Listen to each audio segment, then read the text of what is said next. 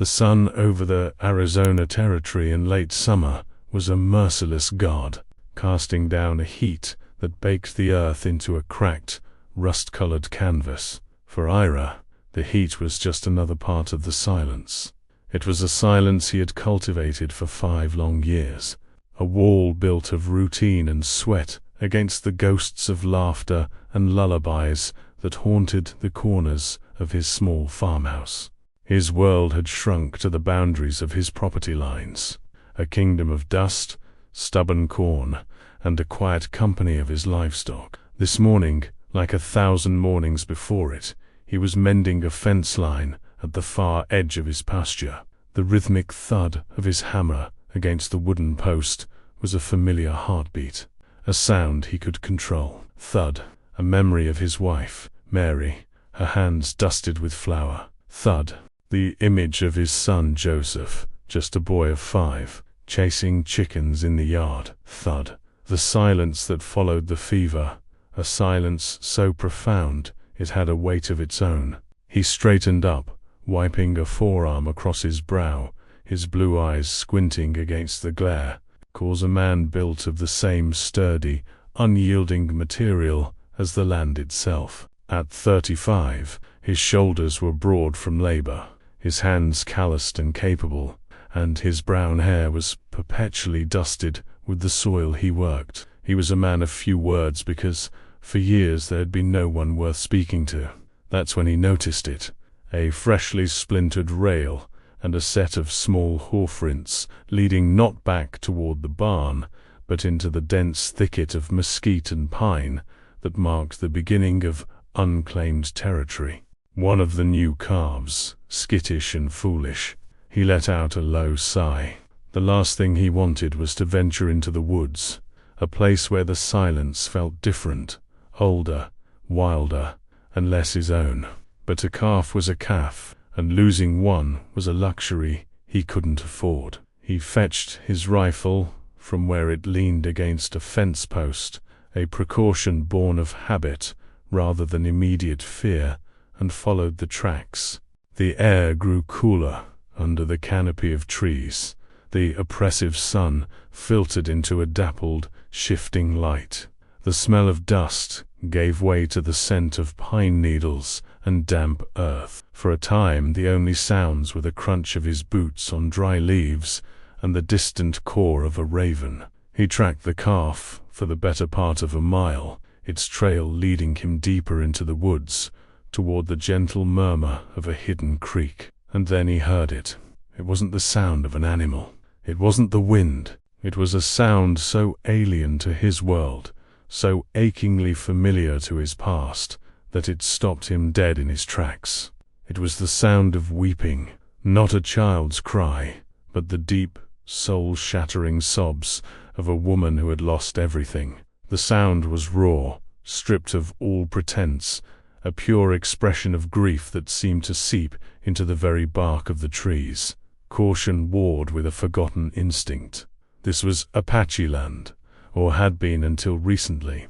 A lone woman crying could be a trap. It could be trouble in hundreds different forms. His hand tightened on the stock of his rifle. He moved forward, his steps now silent, his senses on high alert.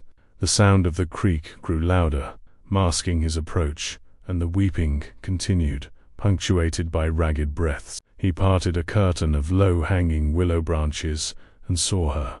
She was kneeling by the water's edge, her back to him. Her hair was a cascade of unbound black silk, falling over shoulders that shook with each sob. She wore a simple buckskin dress, worn and dusty from travel. Her frame was slight, yet she held herself with a kind of shattered dignity. She was grieving, but she was not broken. Even in her despair, there was a core of strength, like a tempered steel blade.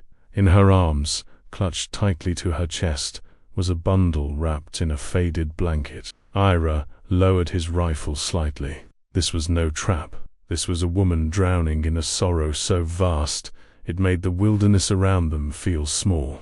The part of him that had died with Mary and Joseph, the part that understood this specific language of loss, stirred within his chest. He took a slow step into the clearing. A twig snapped under his boot. Her head shot up. She spun around with the speed of a startled doe, her weeping instantly silenced, replaced by a fierce, hunted look. Her face was beautiful, with high cheekbones and a strong jaw, but it was marred by exhaustion and stained with tears. Her eyes, dark and deep as a desert night, fixed on him, filled with a potent mix of fear and defiance. He held up his free hand, palm open, a universal sign of peace. "I mean you no harm," he said, his voice rough from disuse. She didn't believe him. No one in her position would. She scrambled backward, pushing herself up with one hand, while the other clutched the bundle even tighter. He saw the flash of metal. A small, wicked-looking knife appeared in her hand, its blade pointed directly at his heart. "Stay back," she hissed, her voice a dry rasp, but laced with venom. Ira stopped. He saw the tremble in her hand, the sheer exhaustion warring with her will to fight. She was a cornered animal, ready to defend her young, though he could not yet see what she was protecting.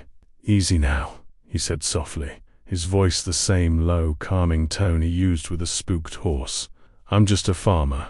My land is just through those trees. I was looking for a lost calf." He gestured vaguely with his head.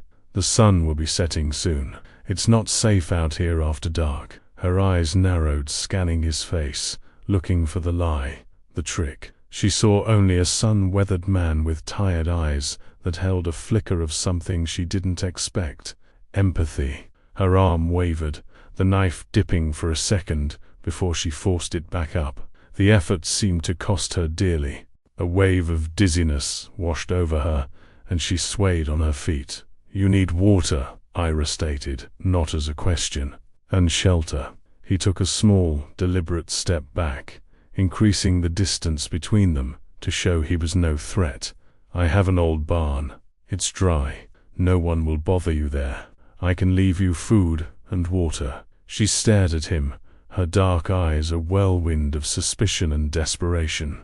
To trust him could mean death, but to stay here, exposed and depleted, would certainly mean the same. The sun was already casting long, creeping shadows through the trees. The chill of the coming night was a palpable threat.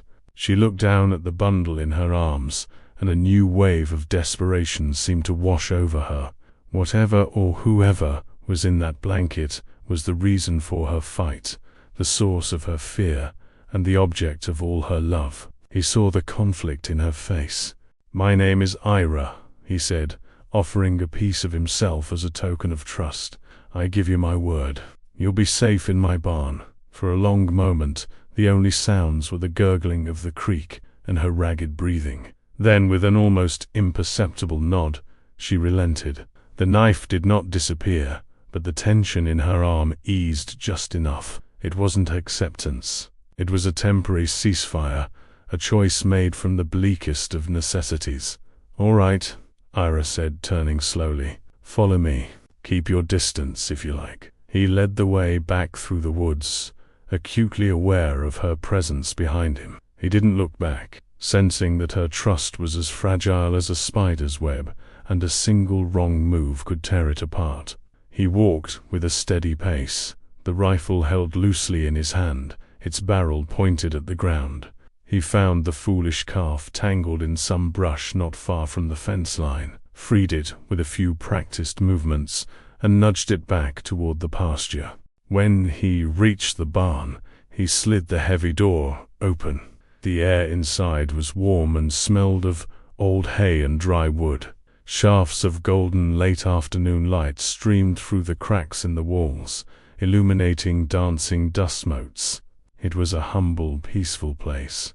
He gestured inside. "You can stay here. There's fresh hay in the loft. It's clean." She hesitated at the threshold, her eyes darting into the shadows, before finally stepping inside. She moved to the farthest, darkest corner, sinking down into a pile of hay, never letting go of the precious bundle. Ira returned a few minutes later with an old woolen blanket, a bucket of fresh well water, a loaf of bread. and a piece of cooked meat wrapped in cloth. He set them down on the floor, a good 10 feet from where she sat, then placed an unlit lantern and a box of matches beside them. "I won't bother you again tonight," he said to the silent figure in the corner. He received no reply. He pulled the heavy barn door almost closed, leaving a gap wide enough for air, but small enough for security. As he walked back to his empty house, under a sky bruised with the colors of sunset, the silence he had known for 5 years was gone. It had been replaced by a new, more profound quiet one, filled with the presence of a grieving woman, the glint of a knife, and the unanswered question of the secret she held clutched so tightly to her heart. For the first time in a long time, Ira felt something other than the dull ache of his own loss. He felt a tremor of purpose, and with it, a deep, unsettling sense of impending trouble. The next morning, the sun rose with the same indifferent intensity, but for Ira, the world had shifted on its axis. The familiar silence of his farmhouse now felt charged, expectant. Every creak of the floorboards, every crow of the rooster, seemed amplified. As he cooked his meager breakfast of bacon and coffee, his eyes kept drifting to the window, toward the silent, weathered gray wood of the barn. She was in there, a ghost from a world he knew only through rumor and fear, now a solid, breathing presence on his land. He had slept poorly, his mind wrestling with the implications of his actions. He had offered sanctuary to an Apache woman in this part of the country, in the year 1888. That was an act that could be interpreted as anything from foolish charity to outright treason. Memories of raids, of stories told in hushed, angry tones in the town saloon, whispered at the edge of his thoughts. But then, the image of her face, stripped bare by grief, would rise before him, and he knew he could not have done differently. He was a man who had known profound loss, and he recognized its brutal signature on her soul. After he ate, he went about his morning chores with a new, deliberate purpose. He milked his cow, collected the eggs, and then prepared a second, more generous tray, a bowl of fresh milk, 2 eggs, and another piece of bread, this time with a dollop of honey. He carried it to the barn, his boots silent in the soft dust. He didn't knock. He simply placed the tray on the ground near the door, just as he had the night before, and retreated. It was a quiet offering, a conversation without words. From the shadows of the hayloft, Nijonere watched him. She had not slept, her body a taut wire of vigilance, the small knife never leaving her hand. She had watched the sun rise, painting the sky in hues of rose and gold, and had seen the solitary man emerge from his house. She watched his routine, the steady, predictable rhythm of his work. He moved with an economy of motion that spoke of years of solitary labor. He did not seem like the men she feared, the loud, cruel soldiers with their cold eyes. He seemed quiet, sad, but quiet men could be the most dangerous of all. When he left the food, she waited a full 10 minutes before creeping from her hiding place. Her gaze swept the entire farmstead, searching for any sign of a trap. Seeing none, she retrieved the tray, her hunger a gnawing ache in her belly. The milk was fresh, the bread soft. It was the most nourishing meal she'd had in days. As she ate, hidden in the darkness, she allowed a flicker of something other than fear to enter her heart. It was a fragile, unfamiliar thing, and she treated it with the same suspicion she treated the man who had provided it. This became their silent ritual for the next 2 days. Ira would work his fields, always conscious of the barn, a silent sentinel in his landscape. He would leave food and water, and when he returned, the dishes would be empty, neatly stacked where he had left them. He never tried to approach her, never tried to speak. He was giving her space, a commodity more precious than food or water. He was giving her the chance to believe he was what he appeared to be, a simple farmer who meant no harm. On the 3rd day, The fragile peace of their unspoken arrangement was shattered by the sound of approaching hoofbeats. It was a heavy, confident sound, not the plodding gait of a farm animal. Ira was mending a harness on his porch, and his head snapped up, his body instantly rigid. A rider was coming up the long, dusty track that led to his house. A rider with a silver star glinting on his chest. Sheriff Morris. Iroz's heart hammered against his ribs. He forced himself to remain calm, to continue his work on the leather strap as the sheriff reined in his powerful bay horse. Morris was a tall, imposing man, with a thick, graying mustache and eyes the color of a winter sky. He saw the world in black and white, in terms of order and chaos, and he had little patience for the gray areas in between. "Afternoon, Ira," Morris said, his voice a low rumble. He swung down from his horse, his spurs jingling softly. "Sheriff," Ira replied, his tone even.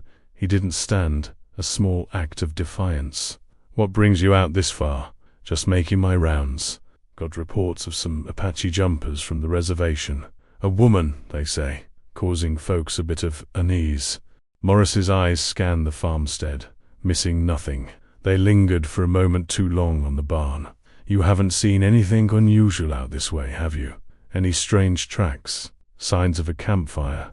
Ira focused on pulling the thread through the lever, his knuckles white.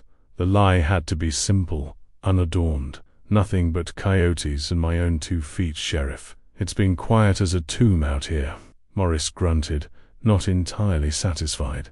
He walked over to the water pump and worked the handle, splashing cool water on his face. "This land backs up against the wild," he said, drying his face with a handkerchief. "A man alone, like you need to be careful. These jumpers, they get desperate. Desperate people do desperate things." The veiled threat hung in the air. Morris was not just making conversation, he was probing, warning. His gaze fell again on the barn. "You keep your barn locked up tight at night." "Tight enough," Ira said, his voice flat. Inside the barn, Nijani was frozen in the hayloft. She had heard the hoofbeats, had peered through a crack in the wall, and seen the star. Her blood ran cold. She held her breath, pressing the bundle in her arms closer, praying for a silence she could not command. The sheriff took a few steps toward the barn. "Mind if I take a look inside? Just to be thorough. Make sure no one's holed up in there." Time seemed to stop. Ira's mind raced. To refuse would be an admission of guilt. To agree could be a death sentence for the woman inside. He had to gamble. He stood up, slowly, wiping his hands on his trousers. "It's your job to be thorough, Sheriff," Ira said, meeting his gaze. "But all you'll find in there is hay, spiders, and a few dozen mice that owe me rent." He started walking toward the barn, his heart a cold stone in his chest. He was calling the sheriff's bluff. Morris watched him, his expression unreadable. For a long, agonizing moment, it seemed he would follow. Then, with a slight shake of his head, he stopped. Perhaps it was Ira's straightforwardness, or perhaps he simply didn't believe a man as solitary and broken as Ira would invite such trouble. "No, that's all right," Morris said, turning back to his horse. "I trust you, Ira. You've always been a straight shooter." He swung himself into the saddle. "But keep your eyes peeled. A lone Apache woman is one thing, but sometimes they're not alone, and that's a different kind of trouble." He gave a final pointed look at Ira, then spurred his horse and rode away, leaving a cloud of dust and a suffocating tension in his wake. Ira stood motionless until the sheriff was just a speck on the horizon. He let out a breath he didn't realize he'd been holding, his legs suddenly weak. He had risked everything, his farm, his freedom, his life, on a lie for a woman whose name he didn't even know. He turned and saw her standing in the shadowed doorway of the barn. She had watched the entire exchange. Her face was a mask of unreadable emotion, but her eyes held a new light. She had seen him stand between her and the law. She had seen him lie for her. She took a hesitant step out of the barn, then another, until she stood before him in the harsh sunlight. She looked him directly in the eye, a long, silent appraisal. Then she turned and walked back into the barn, beckoning him with a slight nod of her head to follow. His heart pounded a different rhythm now, not of fear, but of anticipation. He followed her into the dim, quiet interior. She led him to her corner, to the nest she had made in the hay. With a reverence that was almost painful to watch, she knelt and gently adjusted the bundle in her arms. "You risked much for a stranger," she said, her voice soft, but clear and strong. It was the first time he'd heard her speak more than a single, guttural word. "You needed help," he answered simply. "You do not know what you have done," she whispered.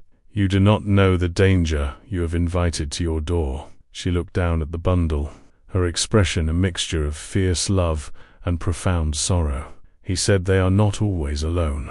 The sheriff. He is right." And then, with slow, deliberate movements, she pulled back a corner of the faded blanket. Ira braced himself, not knowing what to expect. A stolen object? Supplies? But what he saw made the air leave his lungs in a silent rush. Tucked into the folds of the blanket was a child, a little boy, no older than 4, with a sleeping face of cherubic innocence. He had his mother's fine features and a head of thick, dark hair. But as the boy stirred in his sleep, his eyelids fluttered open, and Ira found himself staring into a pair of eyes the color of a clear summer sky. Blue eyes. The impossible, terrifying truth of it struck him like a physical blow. This was her secret, this child, an Apache boy with the eyes of a white man. "His name is Mika," Nijoni said, her voice trembling with the weight of her confession. "My husband, his father, was a soldier, an American soldier named James." She finally looked up at Irie, her dark eyes pleading for him to understand. "He was a good man. He loved us. But his fellow soldiers, they saw our love as a stain on their honor, a betrayal. They murdered him. They said it was an Apache raid, but it was them. And now they hunt for me. They hunt for my son. They want to erase the evidence of what they see as my husband's sin. They want to erase Mika."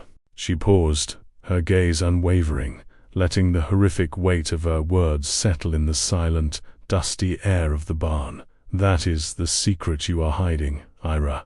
Not just a woman. You are hiding a child that the world wants to see dead." The air in the barn grew thick and heavy with the weight of Nijoni's confession. Ira stood frozen, his gaze locked on the small boy nestled in the hay. Blue eyes.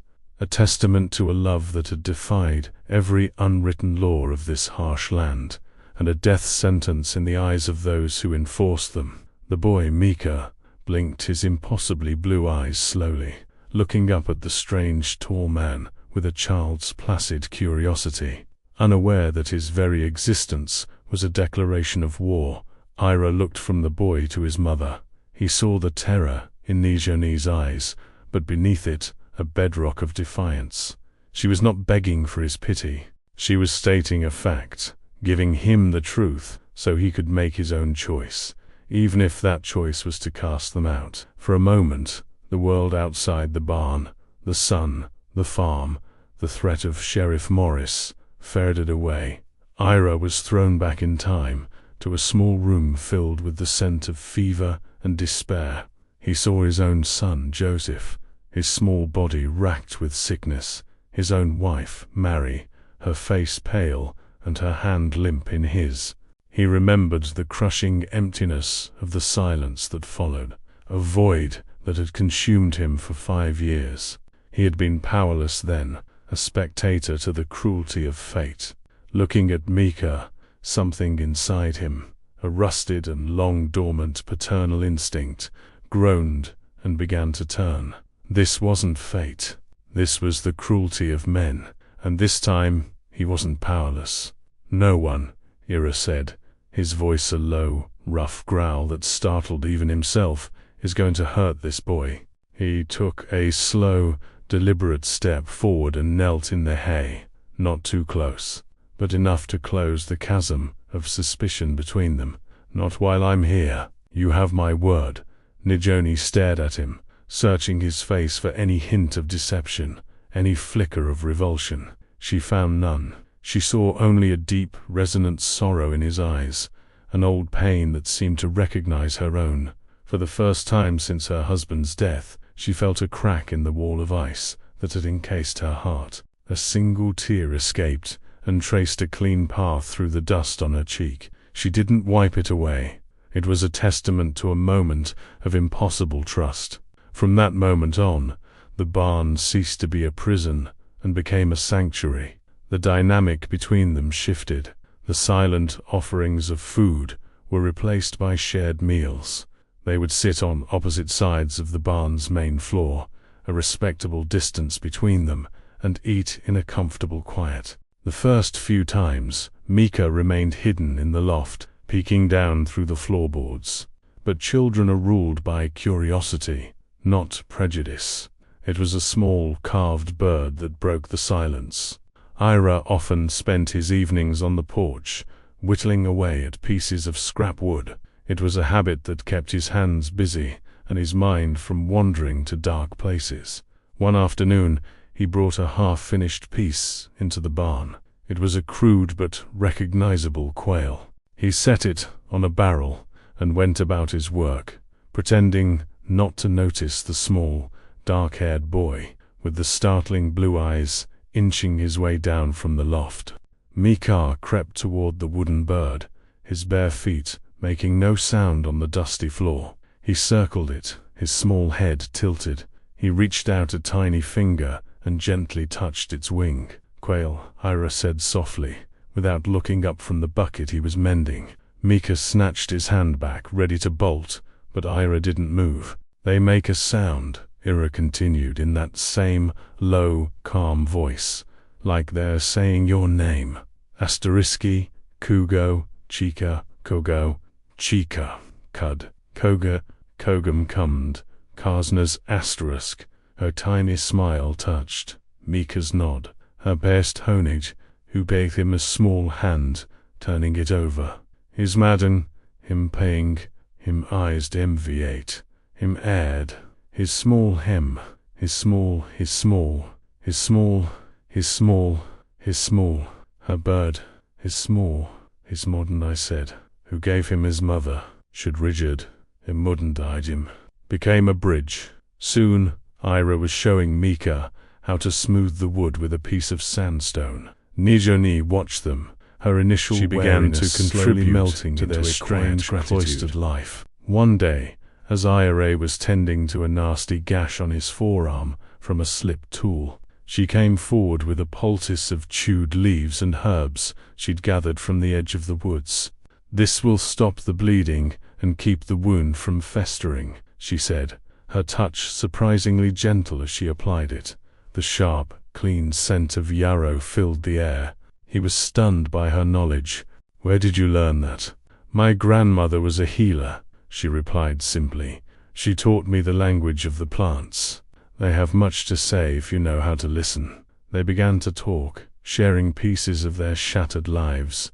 She spoke of her husband James, not as a soldier, but as a man who loved to laugh, and who had taught her to read a few words of English from an old, worn Bible. She described the horror of his murder, the way his comrades had staged the scene, and a desperate flight into the wilderness.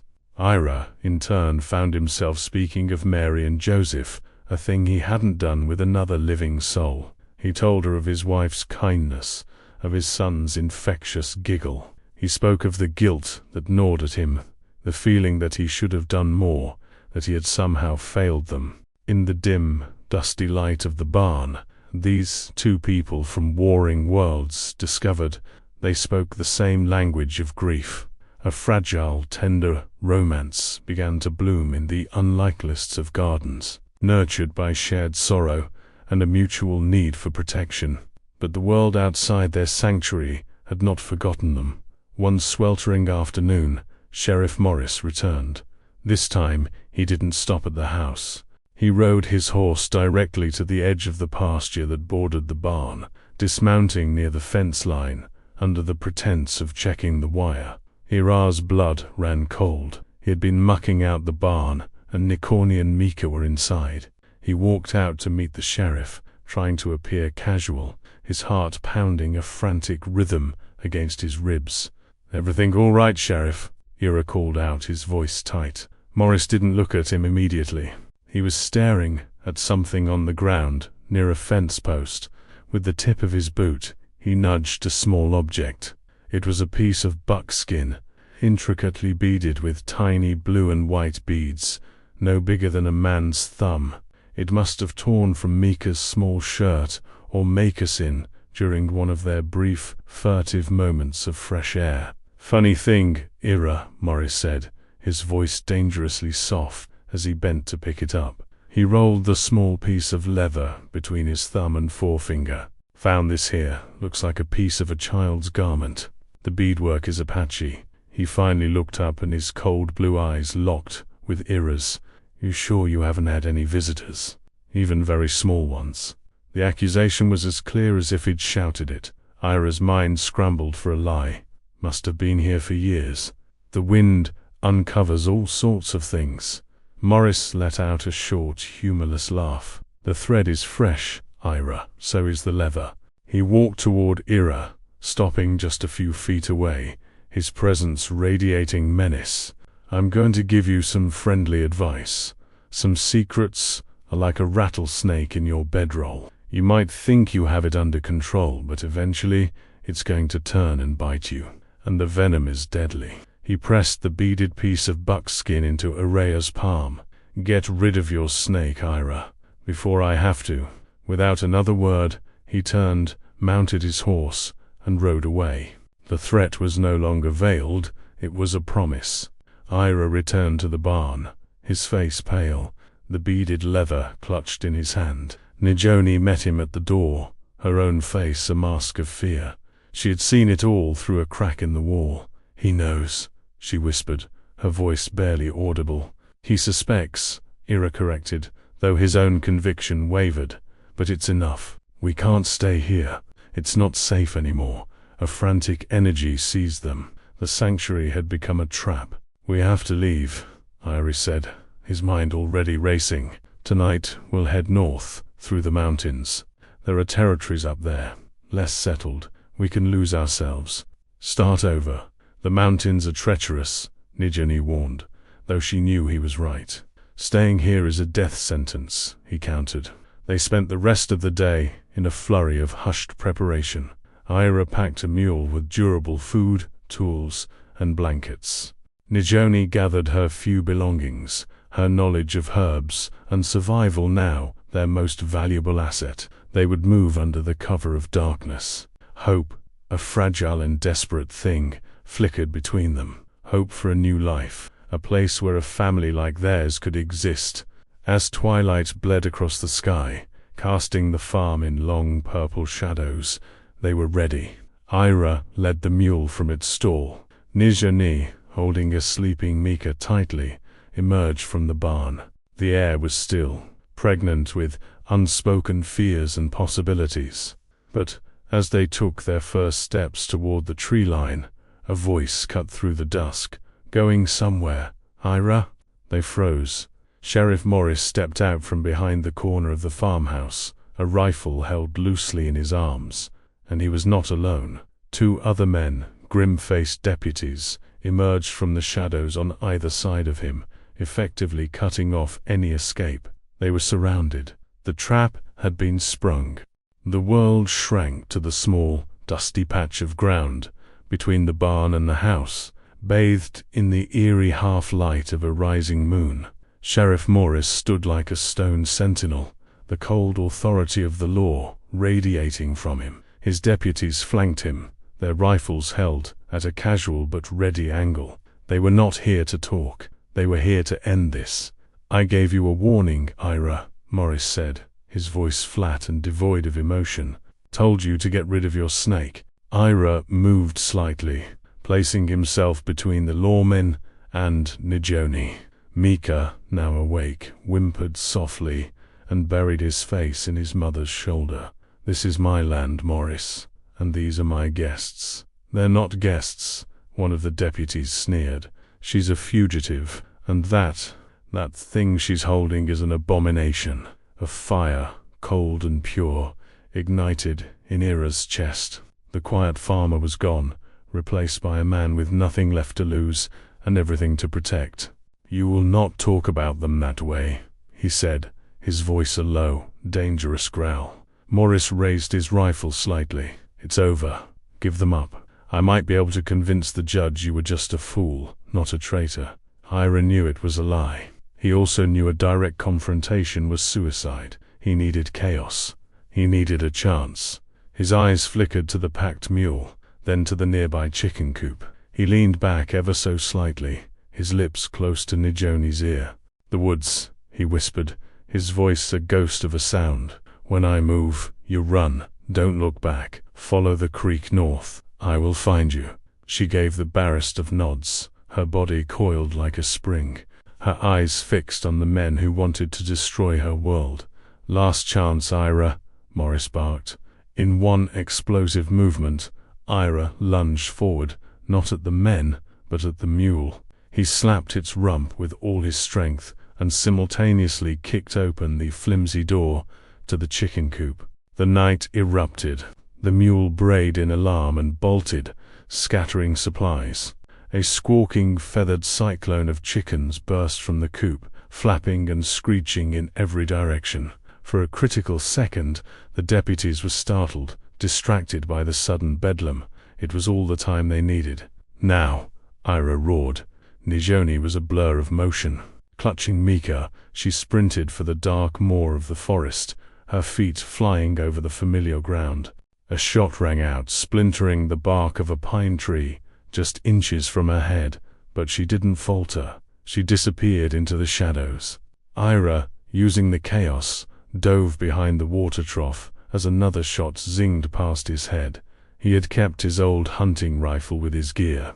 In the confusion, he grabbed it from the mule's scattered pack, and without aiming to hit, fired into the darkness of the far pasture, drawing their attention away from the fleeing woman. Then he too scrambled for the tree line, a different path from Nijoni's, a decoy to split their forces. The chase was a desperate, breathless ordeal. The moon offered little light under the thick canopy of trees. Ira crashed through the undergrowth, his only goal to be loud, to be the focus of the hunt. Behind him, he could hear Morris shouting orders, the sounds of the men crashing through the brush after him. He ran until his lungs burned and his legs screamed, leading them on a wild, fruitless chase away from the creek, away from Nijoni and Mika. Meanwhile, Nijoni moved like a spirit of the forest. She was in her element now. She made no sound, her feet finding paths that weren't there, her body weaving through thorns and branches as if they were mist. She held Mika tight, his small body pressed against hers, his fear a living thing she could feel. She followed the murmur of the creek, her knowledge of the land, her only compass, her love for her son, her only fuel. Hours later, deep in the wilderness and miles from the farm, Ira finally shook his pursuers. He doubled back in a wide, circling path, using every trick he knew to cover his tracks until he finally found the creek. He was exhausted, bruised, and bleeding from a dozen scratches, but he followed the sound of the water, his heart a frantic drum of hope and fear. He found them just before dawn, huddled in a small, rocky alcove hidden behind a waterfall. Nijoni sat with Mika sleeping in her lap, a knife in her hand, her eyes scanning the darkness. When she saw Ira emerge from the gloom, her stoic mask crumbled. He rushed to her side, falling to his knees, and wrapped his arms around both of them. In that cold, damp shelter, they were no longer a farmer and a fugitive. They were a family. For 2 days they traveled, a desperate trinity against a hostile world. Nijoni's knowledge was their salvation. She found edible roots and berries, located clean springs, and showed Ira how to move without leaving a trace. Ira's strength was their engine. He carried Mika when the boy grew tired, cleared paths through dense brush, and stood watch every night, his rifle across his lap. Their unspoken romance, born in the quiet of the barn, was now forged into something stronger in the fire of their flight, an unbreakable bond of survival and devotion.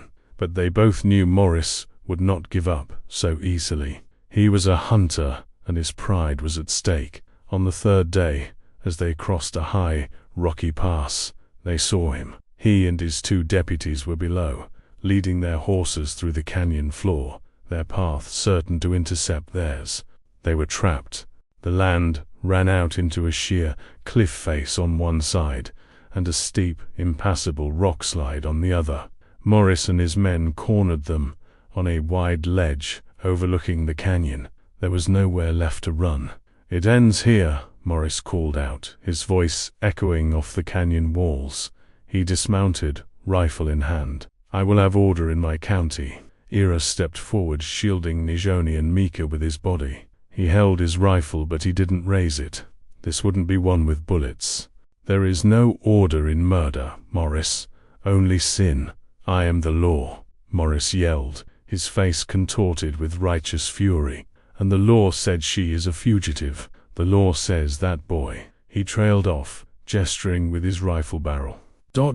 Should not exist. He's just a child." Ira's voice boomed, filled with a power he didn't know he possessed.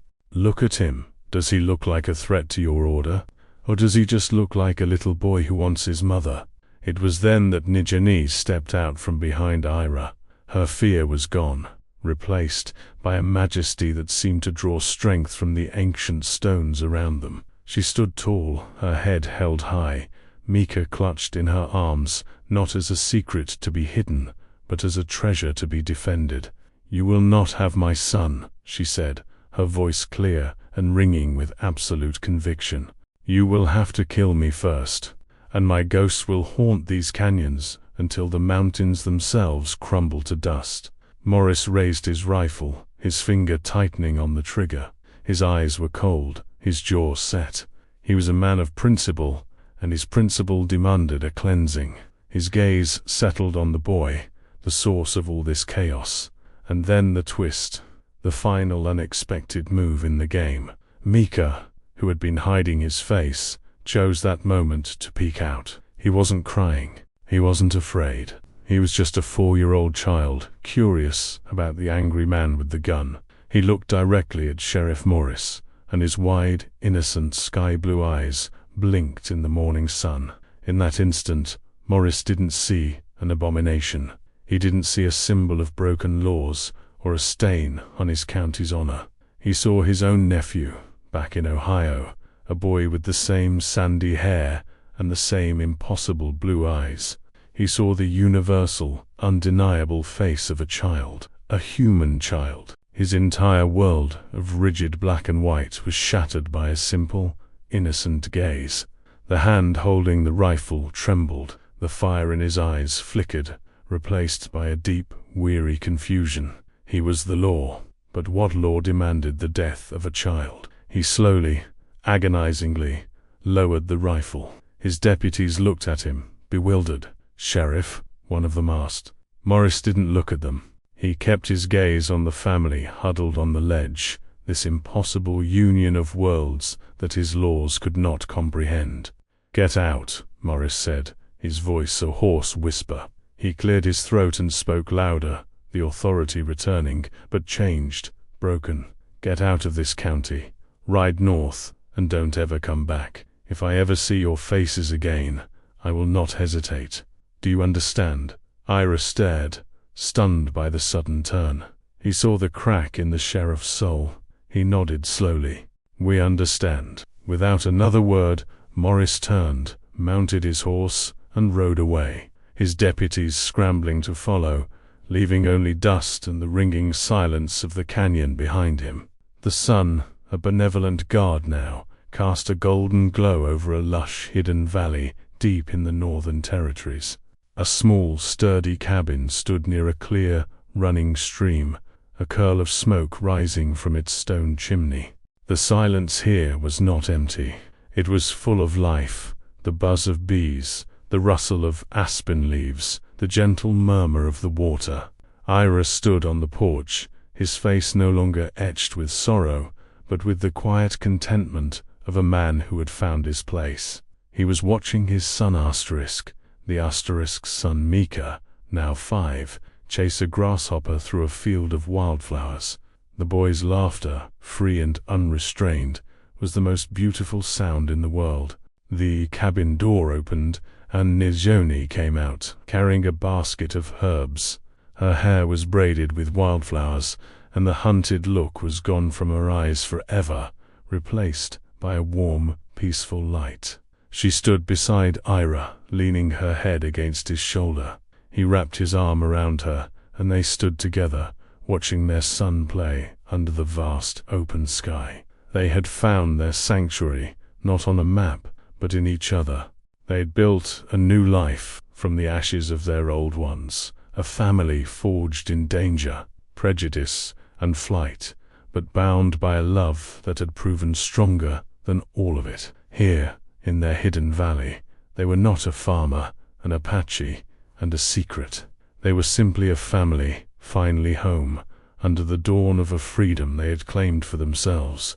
If this story touched your heart, don't forget to confirm your subscription and leave a like. It helps us out a lot. True strength lies not in upholding rigid laws, but in recognizing the shared humanity that transcends them. Love and compassion are forces powerful enough to defy prejudice and build bridges between worlds, proving that a family is not defined by blood or custom, but by the unbreakable bonds of protection and devotion.